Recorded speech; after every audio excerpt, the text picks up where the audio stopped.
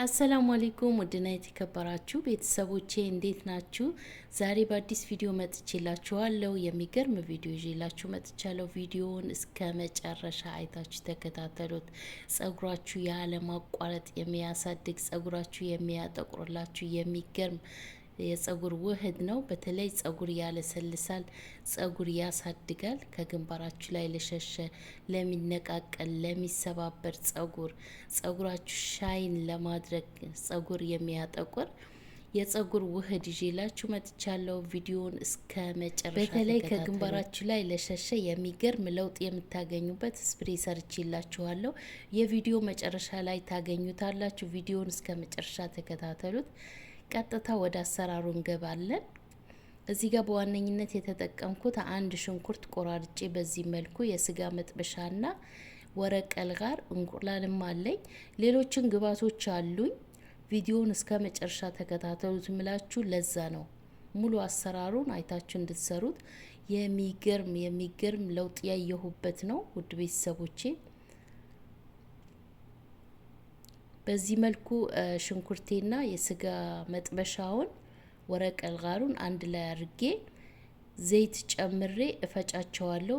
እነዚህን ዘይቶች የምታያቸው ዘይቶች ፕሮፋይሌን ተጭናችሁ ማየት ትችላላችሁ። አሰራራቸውን ባለፈ የሰራውላቸው ዘይቶች ናቸው። አንዱ በሽንኩርት የሰራሁት በነጭ ሽንኩርትና በሽንኩርት በሌሎችን ግብአቶች የሰራሁት ዘይት ነው። ፕሮፋይሌን ተጭናችሁ ማየት ትችላላችሁ። በዘይት ነው የምፈጨው። እዚህ ጋር የፈጨኋቸው ሽንኩርትና የስጋ መጥበሻ ወረቀል ጋር 3 ግብአቶች በዚህ መልኩ ፈጭቼ በጨርቅ አጠላቸዋለሁ።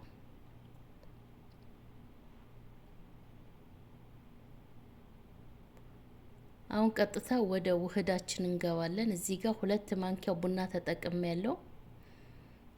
በሽበት ለተቸገራችሁ ቡና ተጠቀሙ። ሻይ፣ ቡና፣ ቁርንፉድ ተጠቀሙ። ሽበት ላስቸገራችሁ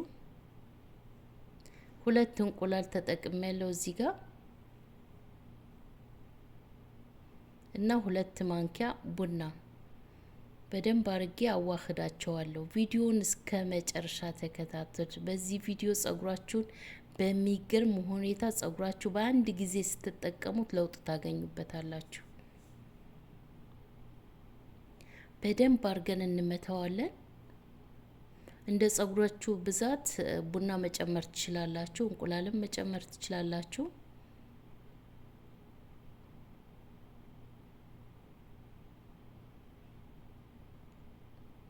በደንብ አርገን እንመታዋለን በዚህ መልኩ።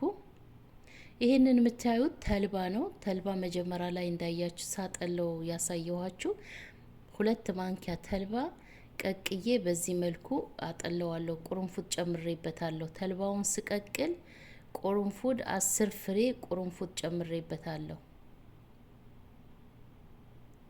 ተልባ ስትቀቅሉ ቁርንፉድ የስጋ መጥበሻ መጨመር ትችላላችሁ። ለጸጉራችሁ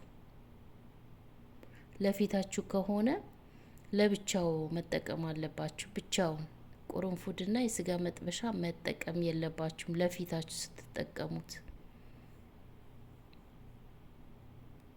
እዚህ ጋር በውህዴ ጨምርበታለሁ የተወሰነ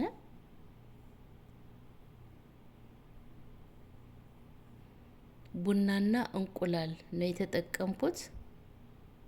በዚህ መልኩ የተልባ ውህድ እጨምርበታለሁ። ጄሉን እጨምርበታለሁ። የሚገርም ውህድ ነው ውድ ቤተሰቦቼ። አያችሁት?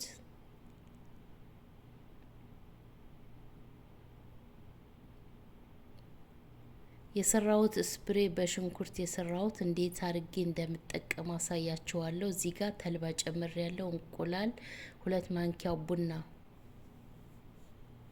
ሌሎች የሚቀረኝን ውህዶች ጨምራለሁ። እዚህ ጋር ቅድም ያጠለልኩት ሽንኩርት፣ የስጋ መጥበሻ እና ወረቀል ጋር ተጠቀሙ። ሽበት ስላለባችሁ በተለይ ፍሬሹ ለምታገኙ ሀገራችን ላላችሁ ማለት ኢትዮጵያ ላላችሁ ሌላም ሀገር ላላችሁ ፍሬሹን የምታገኙ ጭፍጭፍ አርጋችሁ ሽበት ላስቸገራችሁ እንደ ሽበት ልክ እንደ ሂና ነው ሽበት ያጠቁራል።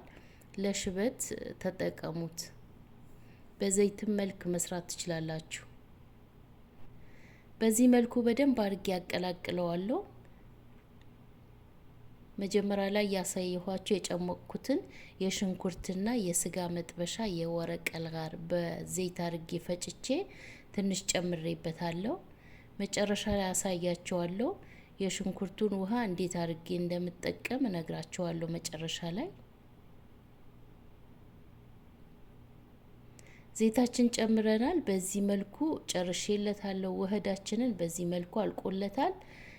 ጸጉራችሁ ተቀብታችሁ 2 ሰዓት አቆይታችሁ በላስቲክና በጨርቅ ሸፍናችሁ ወይ በሻሽ ሸፍናችሁ 2 ሰዓት አቆይታችሁ ታጠቡት።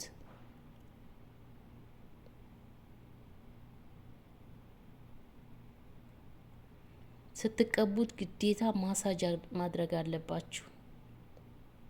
ቢያንስ ለ5 ደቂቃ ማሳጅ አድርጉት። ጸጉራችሁ እንዲያድግላችሁ ከፈለጋችሁ ማንኛውም ውህድ ስትቀቡ ማሳጅ አድርጉት። አያችሁት? ከጫፍ እስከ ስር ድረስ በደንብ አርጋችሁ ተቀቡት። የጸጉራችሁን ቆዳ ማሳጅ እያረጋችሁ በደንብ አርጋችሁ ጸጉራችሁን ልስልስ ነው የሚያረግላችሁ። ስፕሬያችንን በዚህ መልኩ በእቃ እንጨምራለን። አጠቃቀሙም ነግራችኋለሁ።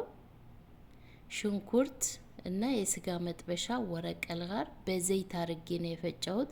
ጸጉራችሁ አያከረድድባችሁ።